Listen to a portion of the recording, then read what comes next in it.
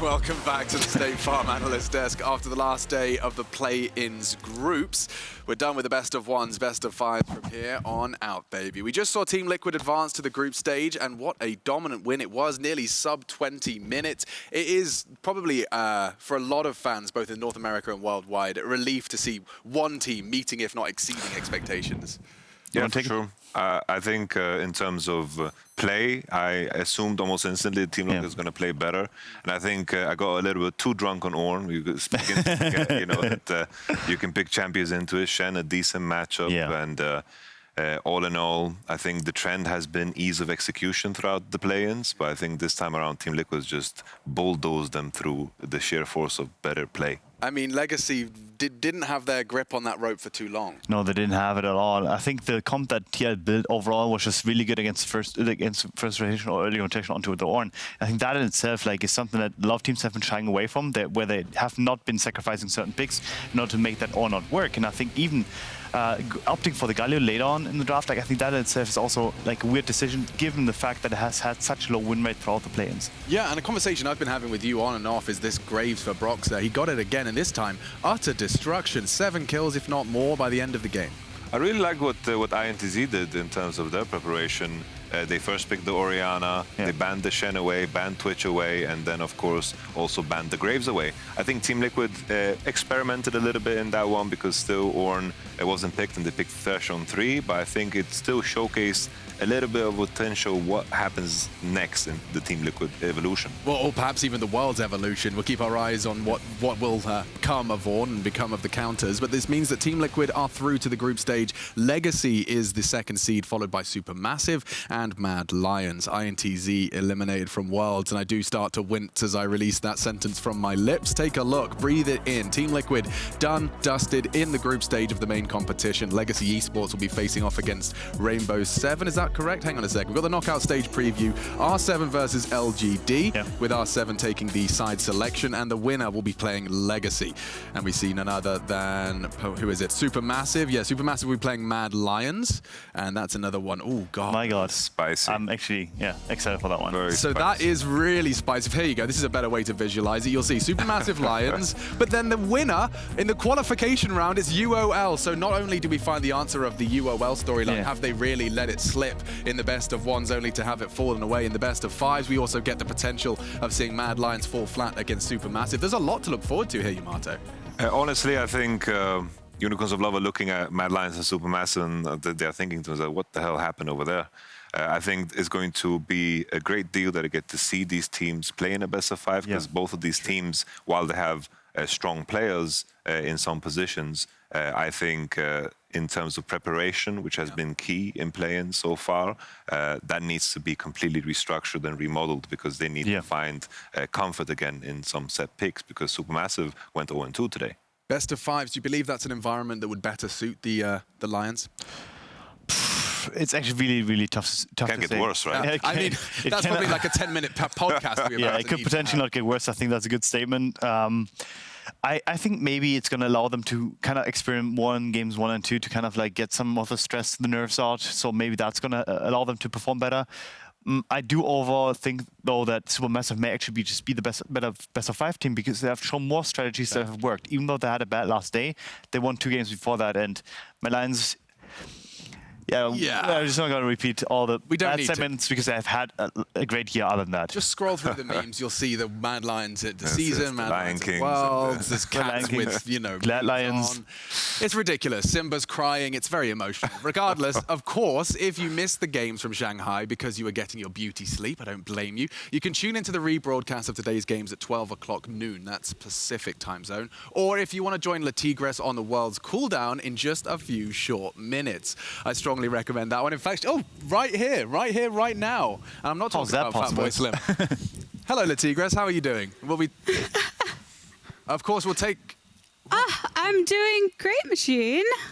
So happy to be here. I've even got some of the blacktop and chain community among hosts, and we're going to be coming through with World's Cooldown soon enough. Give you a preview of all of the games to come, kind of a TLD version if you are sleeping on the day, and a deeper dive into teams like Team Liquid and Legacy with Spawn and Mark Z. But while I have you fellas here, I've got to get your thoughts. As wild as play-ins have been, what surprised you most about today?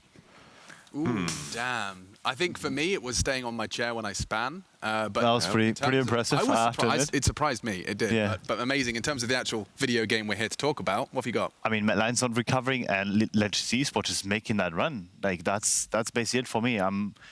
Like I said it earlier that I'm still so surprised about it and so taken back because of the fact that you don't expect this from such a small region to actually perform to this extent. Yeah, for me, it has to be Supermassive falling so flat. Oh, yeah. Pretty hyped. You know, I thought Supermassive Team Liquid would define the group, and Legacy were like, we say nay, we pick Orn, and we blow our horn, and then we just take it all the way to victory. Is that how they call champ select? Is that they just? I don't know. That was my best Australian. But that's the best we've got, Latigres. What do you They think? just call it Orn. I love it. I love it. That gives me all the energy that I need to go into this World's Cooldown. And for everybody that's watching at home, you'll hear what surprised me and the rest of our analysts in just a bit, because you don't want to go anymore. A few minutes until we hit you with that cooldown. Yeah, well, that's us done for us stuff in Berlin. We'll see you tomorrow. Good night. Legacy. Legacy. What did I say? Leviosa. Legacy.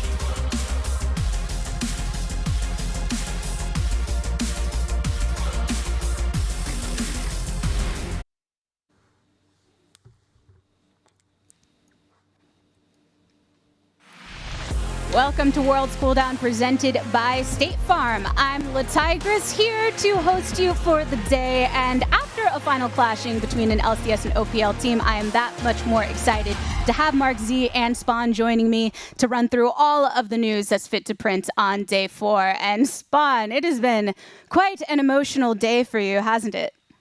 Yeah, it absolutely has. And before we get any further into this cooldown show, Mark, we need to establish some basic housekeeping rules. Okay. This is a good day for Oceania. There will be no name calling. There will be no pointing out the fact that our mid laner just got blasted by Jensen again. And we will be overall optimistic about what has happened for the OPL today, because Legacy has done the whole region proud. Yeah. He says with pleading in his voice to Mark. I mean, I can't promise once the replay starts later on, I might not be able to hold back completely. But overall, I agree that, yeah, this is actually an incredible performance for the region. And that's the more important thing to keep in mind, is the broader picture than just that last game's impression. And for anybody that might be waking up for the first time, being that it's pretty early in the AM for our NA residents, we will take a look at the standings and how everything has shook out, because today we ended Group A's round robin with 2 more tiebreakers, just like yesterday as well. We'll be sending Team Liquid directly into the group stage and have bid farewell to INTZ, but many fights put up by these teams straight in the middle. Legacy, as Spawn just mentioned, having an admirable performance earlier on and being put to the test later. Yeah, unfortunately, we do say goodbye to the CBLOL representatives, but they were able to pick up a key win that forced us into these tiebreaker scenarios. But the big surprise to me is the fact that Mad Lions are actually the 4th place team now, and they will lose side selection going into their head-to-head match against Supermassive. Yeah, I mean, mirrored Group B in a lot of ways. One of the, quote-unquote major region teams at number 1 and the other one at number 4 having to play a tiebreaker to secure it. Like you said, INTZ is the only team who actually beat Team Liquid, which is kind of weird that the one team going home is the only team that was able to take down the first place team. But definitely a really interesting day, and I think the most interesting play-ins group stage we've ever seen. It was very strange looking at the top, and at that point in time, Team Liquid being 3-0 and INTZ being 0-3, and the result that happened after. And it may have been a surprise to the players and the staff as well. Lucky for us, we get to unveil some of that knowledge. Lore, getting some words from Coach Jat. Thank you, Jat, for joining me. Congrats on topping your group here in play-ins. Whew, thank you. It's definitely a suspenseful format, so I'm really glad we get to go through the group stage now. Yeah, I mean, you had a convincing run, so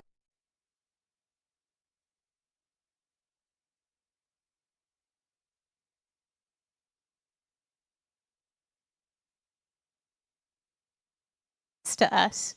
Yeah. Apologies for that. Luckily for us, we have both of you to get some of the additional insight into the game coming up, because Team Liquid ended up having to play 3 straight matches today. Not back-to-back, but with a tiebreaker that resulted in the end here. Yeah, I mean, Jat seems to have rage quit the interview. It was a long day for them, probably a little stressful. That the fact that they dropped that game and suddenly they have to worry about Legacy taking them down, losing that first seed, and then you'd have to have played in the actual knockout stage. So maybe that's what it was. Jat was just was like, you know what, I can't do this interview. Spike the mic and get out of there. First time I've ever seen the man lost for words. I just love, by the way, that we have a system on like who goes next, because there's this 1.5 second delay, and both Mark and I, after that interview, are spamming the go next button to make our lame Jat jokes first on broadcast. What's yours? Was that? Mine was going to be first time lost for words, right? Because you could never get him to shut up as a commentator. So, as a coach, like it's a little bit different now. I thought that sigh of relief was a little too big of a sigh. Maybe got too relaxed after that. But we're here to kind of cool things down. It is our time to reflect upon the day. So let's take a look at Team Liquid's performance overall, because Mark, at the top of it, they were looking like they were going to go 4-0. But in the end, we saw some upsets from multiple teams. Yeah, I mean, the INTZ upset was one where they experimented a little bit more with their draft than we had seen so far in play, and for the most part has been, bread and butter champion, so to speak, with like small adaptations like slotting the Twitch in. But the one INTZ game was a bigger departure, didn't work for them, and then they went back to their basics. And overall, though, I think it went to chalk. Like probably the only thing in Group A that you can say did in a lot of ways. So I think TL is going to feel pretty happy about their performance overall.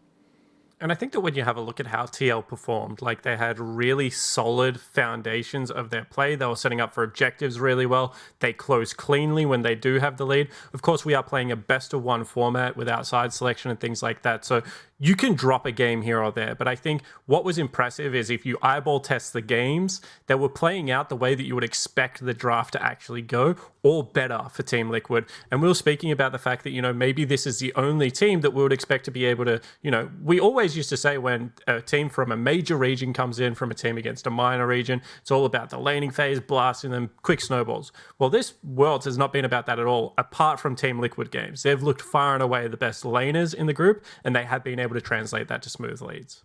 Yeah, that's very...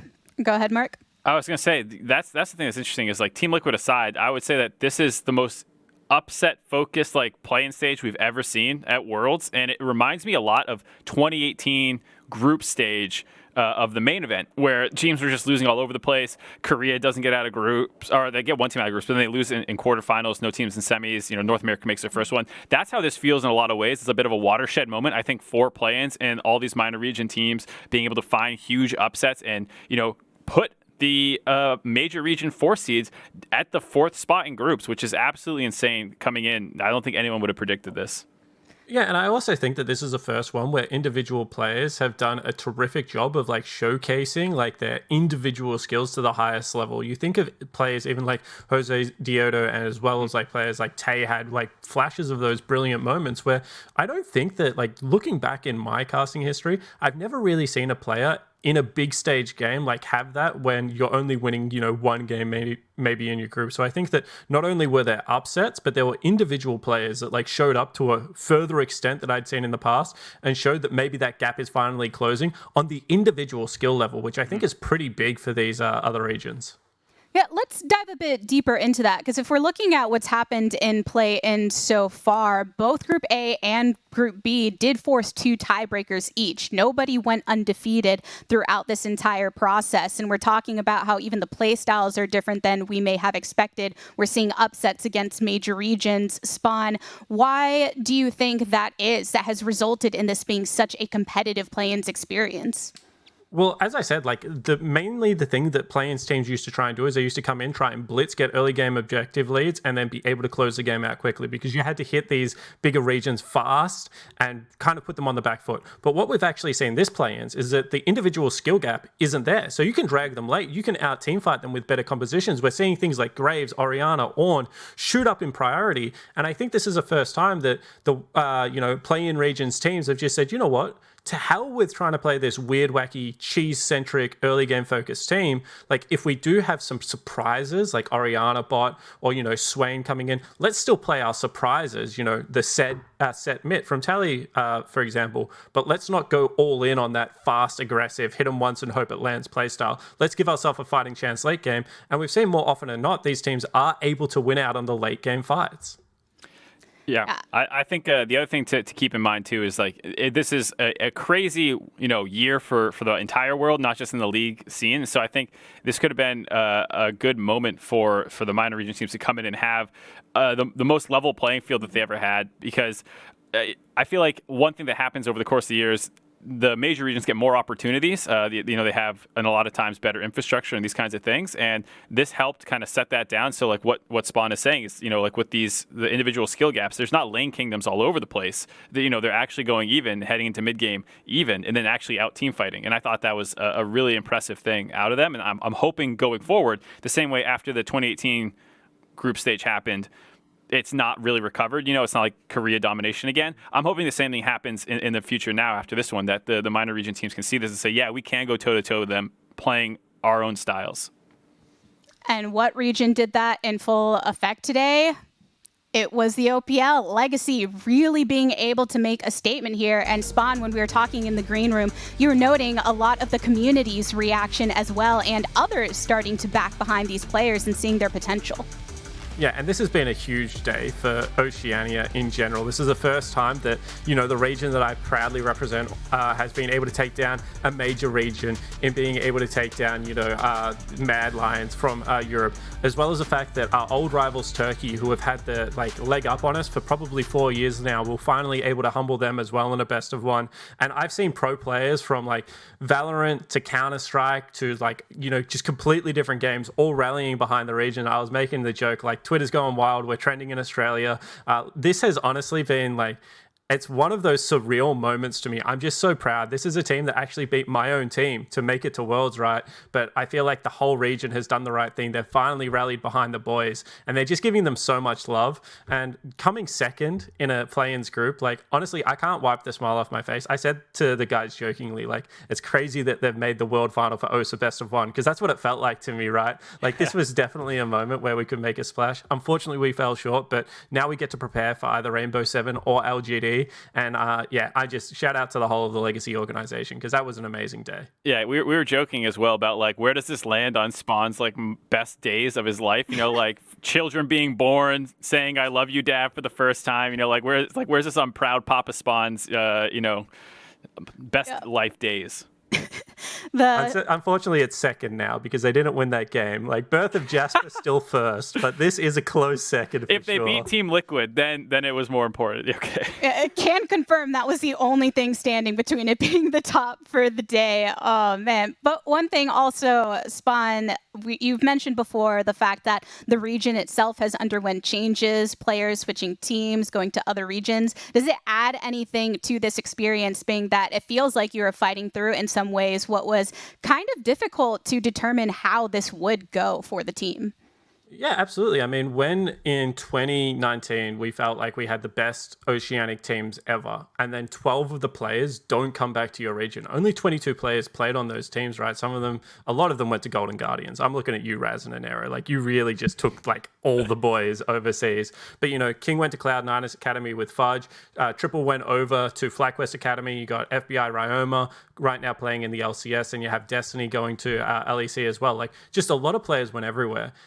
And a lot of Oceanic fans said, well, that's it. We've missed our opportunity. Where are the people coming in to fill those shoes? But you only have to look as far as people like Isles. This is a brand new kid coming into the OPL. This is his first year of competitive. And his composure on stage has just been insane. He's had a couple of whoopsies plays, but I think overall the level that he's brought has been super impressive. And it's kind of given everyone in OS that wake up moment of holy crap, we are good enough to be able to do this. And we do have that next generation of players coming through. So Legacy certainly trailblazing for the whole region right now.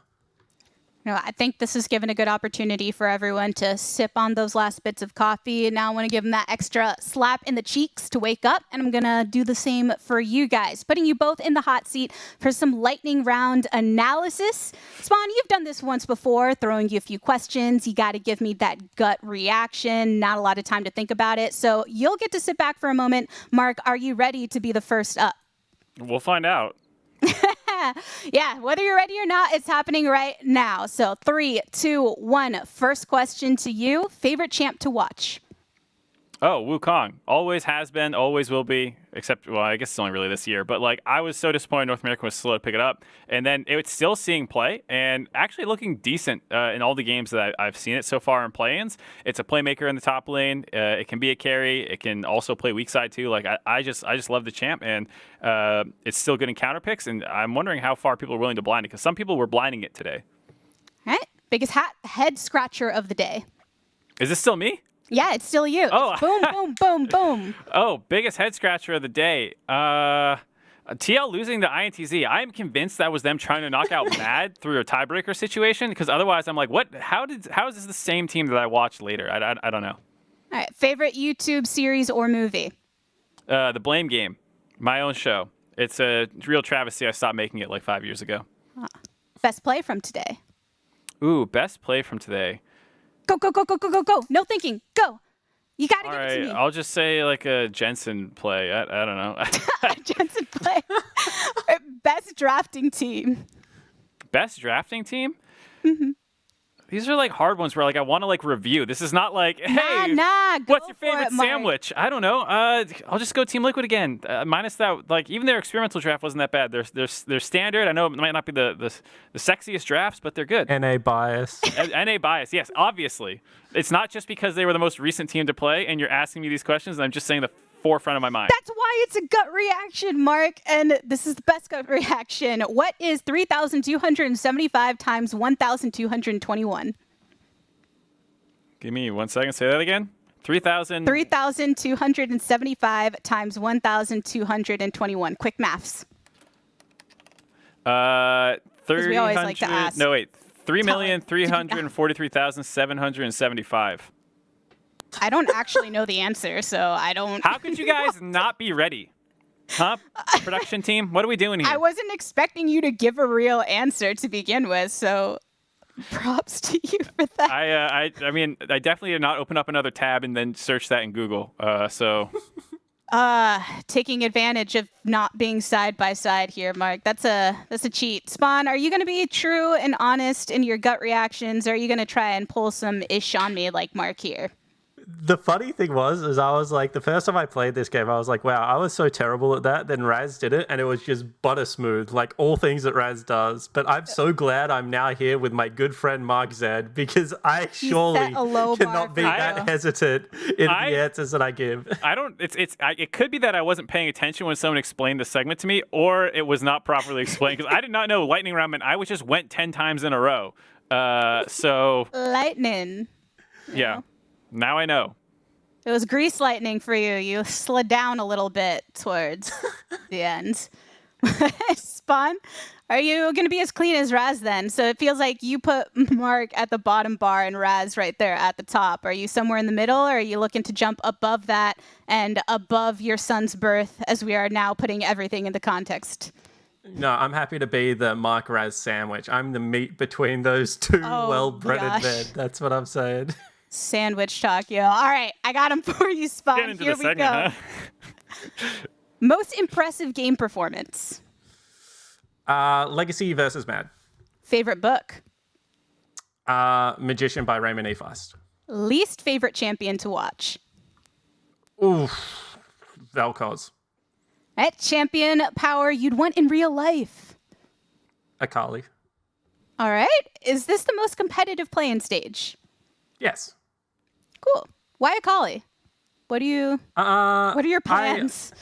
I don't know. She she's like parkour ninja, can flip around stuff. She has good precision on her throws, and she can go invisible, which I feel like could be useful on segments like this when I don't have a good answer. But I mean, like, this is such like a murder-focused skill set. Like, TF can port around the world. You know, like in terms of day-to-day living. Like, what are you doing in your day-to-day? Like, I need to be better at killing people. Her skill set is very specific, Spawn. The thing is like I would stuff a TF ult up and like just end up in an ocean and then like have a 90-second cooldown where I couldn't move again. So like I'm not confident in my TF skills. That's true. Spawn is actually Liam Neeson, and he's just trying to make himself that much stronger. Lucky for us, though, we were able to work through some of the technical difficulties we had earlier. So let's check in with Lore and Jat. Thank you very much, and thank you, Jat, for joining me. Congrats on topping your group here in play-ins. Whew, thank you. It's definitely a suspenseful format, so I'm really glad we get to go through the group stage now. Yeah, I mean, you had a convincing run so far, really. Any first impression on your team's success in play-ins? Yeah, I mean, I'm really proud of how they responded after having such a disappointing end in LCS, right? Like, we lost 2 best-of-5s in a row before coming here. And I think today as well, even though this was incredibly stressful, right? We were 3-0, and then we had to play INTZ to close it out. And none of us were taking it lightly. We talked about, you know, the kaboom of past years and how never count a Brazilian team out in tournament. And then we lost anyway, right? So we had to play this decisive tiebreaker. And I think if we lost, it would have been, you know, really punishing for us, and we would have had to work on our mental to get into best-of-5s. But I think because we won, especially in this fashion, I think this is just the best practice we can get for group stage. Because if you think about the way World's group stages always go, it's a day that you can almost never prepare for, right? The whole year you play these single round robin best of ones. You play 1 game a day or you play a best of 5. And the second week of group stage, you have to play 3 games on the same day against 3 different opponents. The fact that we actually got practice against that is the best thing that could happen to us. So all the adversity we've gone through so far, through losing best of 5s, getting 3rd seed, having to go through play-in, because it worked out and we're going to group stage as if nothing happened, now we get that extra practice that other teams didn't get. So I'm actually really looking forward to groups. Yeah, we're also looking forward to it. But I mean, before that, I know that I've been talking to Broxa about the prep. This is also a first time for you as a coach here at World. So can you tell me about what you did with the coaching staff to ensure that the players would be ready and on top form here? Yeah, we have a ton of resources at our disposal with Team Liquid. We have our entire academy coaching staff also assisting with scouting reports. So we had detailed scouting reports about all of our play-ins opponents done multiple days before the play-in started. So we could go into every game with a strong understanding of their play style, with a strong understanding of how we can maneuver our pick and ban to give us the best advantage. And I'm just, happy with everyone's performance all around. Now, last question. Before tossing back to Cooldown, you will be drafted in either Group A or Group B. Is there anything you would like to say to your former colleagues about what we should expect about play-ins, about Team Liquid here in group stage? Sorry. I'm going to say don't count us out no matter what group we go into. Yes, that's what we like to hear. Jat, thank you very much for the interview and good luck for the next stage. Thanks. And Le Tigress, back to you.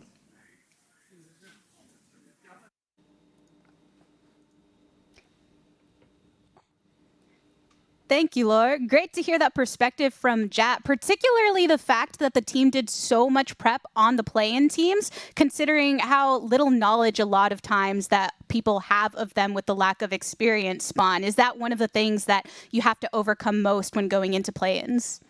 Yeah, potentially. But I think what's actually happened is there is a lot of cross-pollination between, I think, a lot of assistant coaching staff and stuff like that is starting to crop up in, LCS and LEC. So you actually have a lot of back channels to work. And the one thing I will say about the coaches that I've experienced in the LCS and LEC is they're always willing to have that conversation. So they open a lot of doors when the shoe's on the other foot and they're like, wow, this team that I've never heard anything about with 3 players that I've never heard anything about, how do I actually play against this? And I'm sure that Jat especially, he knocks on 7 out of 8 OPL coaches' doors and they open up the legacy playbook for him just to get to have a conversation with Jat. So not saying there was anything underhanded going on there, but those bans did look really good as the tournament started progressing a little bit further. Trying to gather as much information as quickly as possible when you're going into something like Worlds. And today we've already asked Mark to do some quick maths. I think it's time for us to look at some of the quick moves that we have seen from the players today in our specifically. Let's go ahead and admire what we saw from Raze earlier on the side of Legacy. Yeah, this was a super sick Jhin snipe. First going in, securing the Baron, or excuse me, Dragon, and then the enemy team's like, all right, we got to get out of here, shifts over the wall, and then the timing on that shot to get the kill was actually super impressive to me. And there's the body block going on. I thought that was a pretty top-tier calculation out of the Osh bot laner. Yeah, and Raze is one of those players that he's been known for his Jhin for such a long time. When he was first brought into the original Chiefs lineup, he could play 2 champions. He could play Caitlyn and Jhin, and it's great to see that despite all the years have gone by, he still holds on to those champions that are true to his heart. Yeah, holding on to them, some quick thought process from him in that play. And now we're going to take a quick break, but when we return, we will have more Worlds Cooldown, jumping into some deeper dives on the players and the games that we witnessed today. Stay tuned.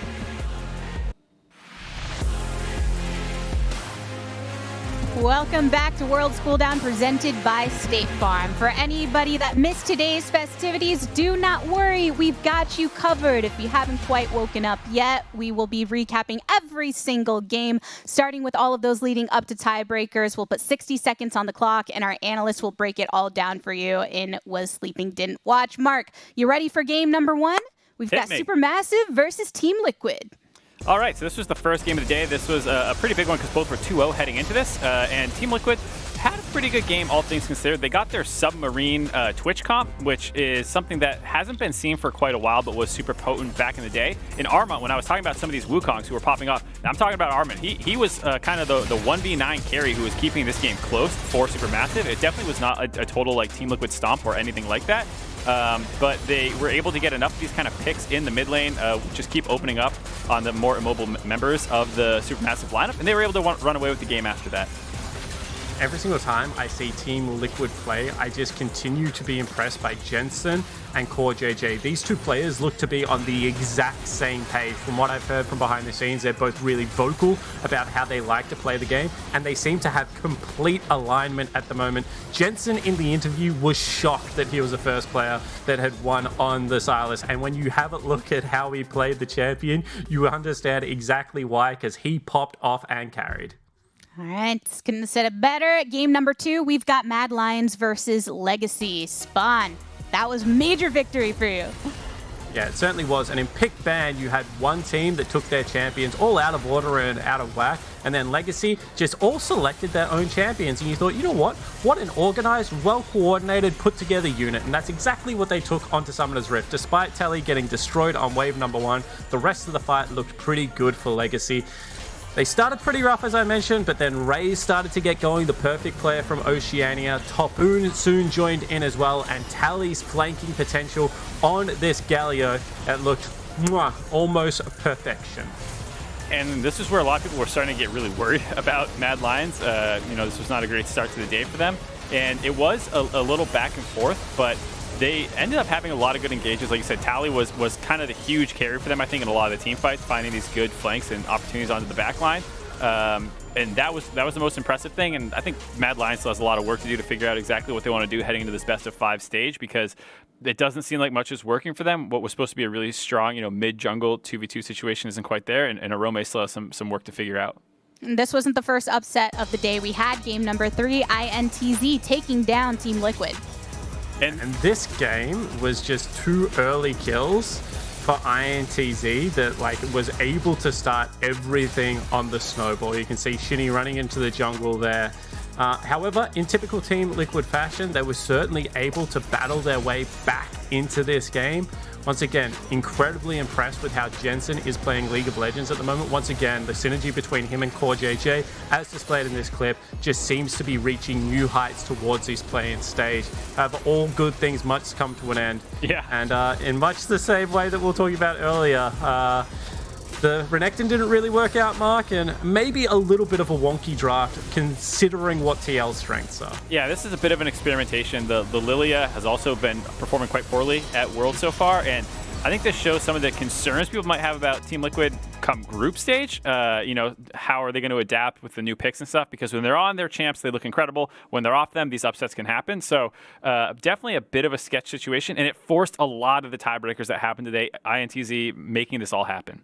In game number 4, Legacy also chose to stick with their comfort picks versus Supermassive. And this is another huge W for Legacy. You heard Spawn talking about some of the rivalries with Supermassive. This was a pretty dominating game. There's a bit of a hiccup right in the beginning, and people thought, oh, they're going to lose. Their draft should be, dominating bot lane with Ezreal Karma, and they fell behind. But then come team fights, they actually played really, really well. They had that kind of funny standoff in the back of the Drake pit that they eventually went in for. But Raze put together 2 pretty decent games. The rest of the team was able to help them out quite well. Tally got a lot of those big haymakers off, and then there's that one play in the mid lane that was just super impressive out of Raze, where he was able to shift in under the mid lane inner turret and kind of take over the game. He got super fed, and he used that very well in the game. But again, to me, it was the utility players of Legacy. This is a comp that they would run in the OPL all the time. Big beefy top laner, big beefy mid laner, Enchanter support, and Raze just playing the perfect game of League of Legends. As you mentioned, it did take him playing very well in a couple of mid lane pits, but if you're from OS, you've seen this too many times. Raze is definitely a player you can expect to carry when it counts. And we did get to see another game from them because we did have the tiebreakers. Let's actually start off with the Legacy and Team Liquid game, determining who was going to be advancing to the group stage and who held on to that second position. Spawn, we were just talking about the draft that worked well for them against Supermassive. What were your thoughts when they came through against Team Liquid?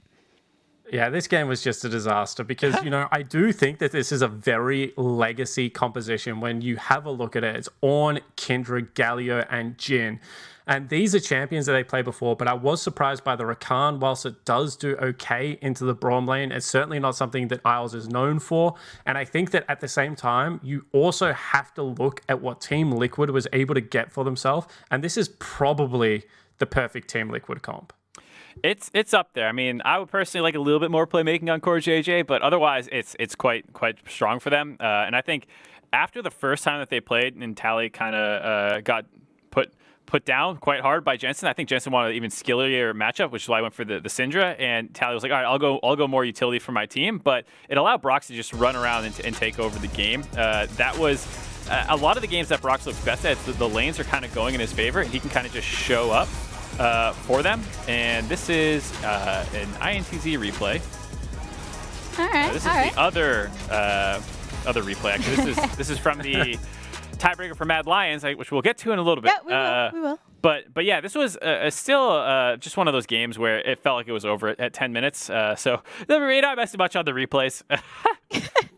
What actually happened in the game as well, if you cast your mind back, is that Babip, who had been playing pretty well, thought that he had forced mid prio off a teleport back from Tally, and then thought he had bottom prio, and he went for this Scuttle Crab fight.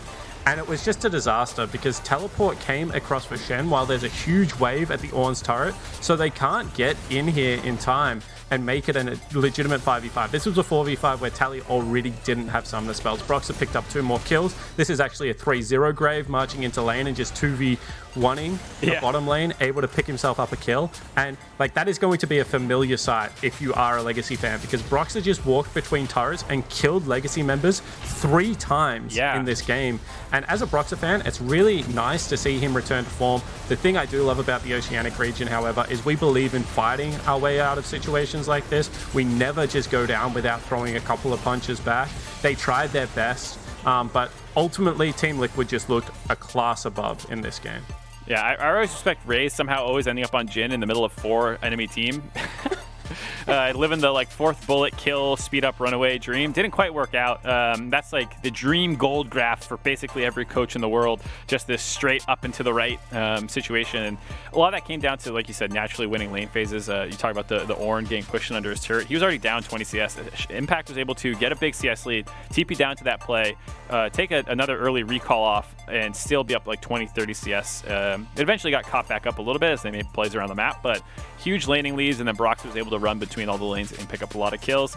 But I'm still excited for Legacy because, to be fair, Team Liquid was the only team in the play-in stage so far who has been able to show this level of domination. The other teams that they now are looking forward to playing, potentially in LGD and Rainbow 7, have not looked anything like this. And I think that they actually have a decent chance in their upcoming best of 5. Legacy are still in the running to make their way into the group stage. It's also great to see the play from Broxa, considering the whole reason he was brought onto this team for international performance. There is one team we did say farewell to, and that was actually in our first tiebreaker that we experienced between Mad Lions and INTZ. Spawn, it felt like for a while like INTZ were holding on to it over representing Brazil, but then it took a turn and EU's hopes were revived. Yeah, and when you have a look at this composition, it is a little bit wonky in my opinion from INTZ. I think the idea behind it was that Kog'Maw just gives you unlimited wave clear, very hard to dive into the center lane, and then Camille can split push forever. But that's not what we've seen really in this play-ins. We've seen 5v5 team fighting, and when you have a look at what Mad brought to the table, it's Wukong, Orianna, Ezreal. Like, you know, give Mark and I a couple of those champions, we can probably 5v5 team fight on them. It's a very easy to execute composition, right? And whilst Mad did fall behind, shout out to Humanoid. I've been really harsh on Humanoid. Another person I've been really harsh on is Arome, and he gave up first blood again in this game. Just shout out to Arome for continuing to pad other people's stats. But Humanoid in this game in particular, he was just a man possessed. You could tell he didn't want to lose. He went up something crazy like 70 CS by the end of the game. He was hitting huge shockwaves, continuing to kite out. But INTZ definitely had some promising moments. Yeah, I mean, Tay, which you kind of talked about earlier in the day, was the stud for them, was able to get that big lead on Camille. And where they started to fall behind was in some of their mid and late game team fighting decisions. They were always looking, it felt like, to engage in turn when you have this team comp with two poke champions that can kind of kite back. And, you know, even after they got this Baron, they were trying to dive situations, and they started getting picked off in side lanes. As great as Tay had to the start of the game, his mid to late game was a lot sketchier, and he got picked on by Mad Lions. So a lot of credit to Mad, you know, not sitting back and going, oh no, we're losing, and getting scared. They were like, okay, let's go make plays in the side lane. And they made a number of those. They were able to punish a number of poor engages, and you see, you know, that shoot back up into their favor just right at the end after what was a scrappy back and forth game. And also good objective control. Yeah, that's what I was going to say. Despite being so far behind, they did really have a stranglehold on those dragons. You know, I mentioned Arome kind of in a meme way, but he did absorb a lot of pressure in the top side of Summoner's Rift, and they were able to start that stacking quite early on into the game. And Tay had two moments that were just huge whoopsies to me. After Baron, he went and tried to take the enemy's Krugs, got caught out there, burnt his freshly purchased GA, and wasted 40 seconds of a Baron buff. And then once he teleported in, he actually corralled and cut off a mid lane choke point. They should have been able to set up to siege, but he just dove his face first in with the most questionable hook shot off the back end of a Shinny engage on the set. And, you know, those two players for me were kind of the straws that broke the camel's back. It looked like INTZ were genuinely nervous playing this game. It's a little bit of a heartbreaker because, you know, I actually watched a lot of them in my prep, and I thought that they were a really fun team. So you hate to see them go out in that fashion, but at the end of the day, Mad were just certainly the better team. And Mad were able to scrap their way into that fight, bringing it to a tiebreaker to keep themselves within contention here in the group stage. So, Mark, with considering what we just heard, Spawn saying INTZ seemed a bit nervous, Mad didn't have great performances earlier into that. They are going into best of 5. How would you contextualize what we should expect from them in those performances when fighting to get through that, to get to the group stage? I think that they should be a little nervous because, you know, Unicorns of Love is waiting for them, and UL has been pretty good. They were contesting. There's that tiebreaker with PSG to actually get that spot. The one thing I'll say is that oftentimes in the best of 5s is where the major regions in these play-in situations start to shine even more. They sometimes drop games in the best of 1. It can be a scrappy situation. You're figuring out the world's meta, and that's when things are most volatile. And then you get in and you have the better shot calling, the better macro go in your favor. I would still say I'm a little scared given their current topside issues with Shadow looking for champions that are going to be good for him this meta, Arome problems like Spawn was hitting on. I actually think their bot lane and Humanoid are pretty good and can be counted on a little bit. Yeah, and whilst you say they're nervous about Unicorns of Love waiting for them, they've got to get through Supermassive first, right? Sure, and yeah. I honestly don't see how they do that with their current top side, because I think Almut is way better than Arome, and I think Cacao is performing much better than Shadow this tournament. And whilst I do agree with you, I actually am a big fan of Kai'Sa and Humanoid in specifics. I think that this team just doesn't look on the same place. So something needs to change for me right now if they are even going to make it into that cross-group best of 5. They were able to instill some hope by pulling this win. You mentioned Kai'Sa, and his performance actually brought us our assist of the day presented by State Farm here, because that was some play to get themselves scrapping into this and keeping the hope alive. Yeah, and this is the thing, right? Normally I'm the analyst that sits there and talks about the big brain macro play, but even I have to sit there every now and again and just think, wow, look at the mechanics on the man. Stun locks the Camille on the wall and changes the course of this team fight. Kai'Sa saves Kazi's life and just ensures that he's able to output so much damage on the back end of this fight. That to me is a very impressive little Iona play. That was sick. And then even later in the game, he was the one who was, the primary engage. Once they had stuffed enough of INTZ's engages, he started making his own, and it was really impressive. And Kaiser is probably the best performing member on Mad Lions right now, and I love seeing him on Playmakers. He's been fantastic. And love seeing the support play overall in play-ins. We've had a lot of great moments, especially with Engage being a high priority from that lane. But one thing that we want to look forward to is what we have to look forward to going into the schedule upcoming, because we have officially ended our round robin for both of these groups, which means, hey, we're in best of 5 territory, y'all. You excited? Yeah, of course. I can't wait to see, these 4th seeds from the major regions who are expected to get through easily have to fight for their lives through 2 best of 5s. Are you kidding me? How could you not be excited? And I think that the teams they're going up against are also pretty dynamic. As I already mentioned, Supermassive's top side of Summoner's Rift just looks really great at the moment. And Rainbow 7 as well had stages of gameplay where it was almost kind of shocking, to see the improvement. So I think both LGD and MAD would be putting a lot into their preparations for these teams. MAD in particular, I think would be looking at Supermassive with a lot of respect, because my understanding is the Turkish teams can scrim a lot of the LEC teams, so they're probably in familiar territory. And it's one of those things, as a European representative, you're expected to not only make groups, but make a good, go of it. So MAD carry the weight of one of the biggest regions in League of Legends pressure on their shoulders at the moment. Between those 2 matches, Mark, which one are you looking forward to most? LGD or Mad Lions trying to scrape in for that spot? I mean, obviously, I'm more interested in the EU one, just the familiarity between the regions and the casting teams and all this stuff. I think there's just more personal investment for me in that one, though I do think LGD has even probably more pressure on their back. I can't imagine, actually being in China, the host region, and having their struggles so far. I think both are interesting for both reasons. Yeah, and I think that when you have a look at LGD playing at their best, they would not expect to be in this situation. I can see a lot of the things from MAD, like, rookie players, playing away from home. It's been a crazy year all around the world. Sure, that does play through for LGD as well, but they're in their home region. They didn't have to go through a lot of the things that the teams traveling to Shanghai did. And they have a lot of veterans on the team that have been to this stage before. So you kind of don't give LGD the same kind of excuses, and therefore you expect them to be able to elevate their gameplay a little bit more rapidly. And I think the fact that they had a couple of false starts, games where you're like, okay, that's the LGD we expect to see. And then mid-game team fight happens and you're like, oh no, they still suck at the moment. Yeah. Like that to me is even more stressful than potentially just having a couple of off days of League of Legends. No rest for the wicked either. We're going straight into the knockout portion of play-ins tomorrow. As far as what we have going down today, that does it. We'll be wrapping up things here on the World's Cooldown. Before we do, a special happy birthday to Raz. Been enjoying all of your casting and performance here in Worlds and hope it has been a special day for you. But that does it for us here on the broadcast. On behalf of myself, the casters, and the entire remote broadcast crew all around the world, thank you so much for tuning in. We'll see you tomorrow for more Worlds. Until then, good morning, afternoon, evening, and good night. Is Raz's birthday today or